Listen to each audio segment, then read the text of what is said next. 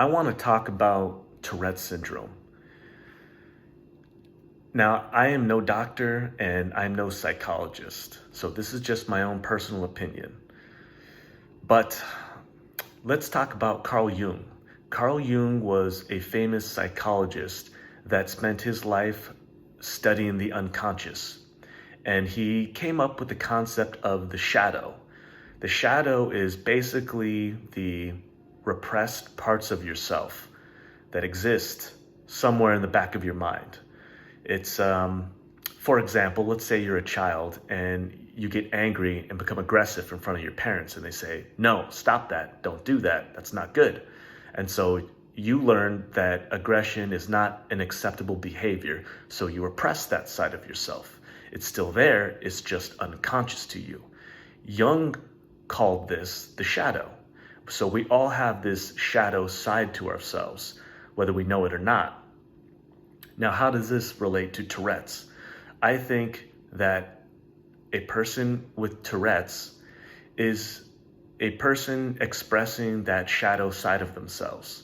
The only difference is that a person with Tourette's doesn't have that barrier or that filter that would prevent them from expressing the shadow like we can, like most people can that don't have Tourette's. So for example, let's say you meet somebody you don't like, and for a thought, you might have a thought in your head that this person's an a-hole. Now, you don't actually say that to the person, but you have that thought. A person with Tourette's might actually say it. So, how does a person with Tourette's, how should they deal with it? The mainstream medical community basically tries to treat it like a cancer, like it's something bad that must be removed from the person.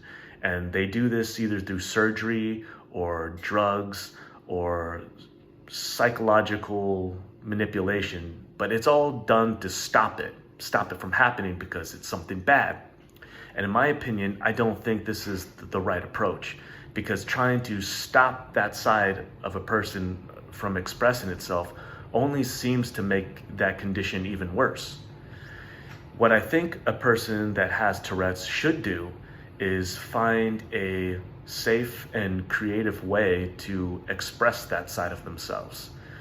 This could be done through art or dance or music or writing, poetry, or maybe even punching a heavy bag. Maybe it means the person needs to go out into the woods and just scream their head off until they feel better.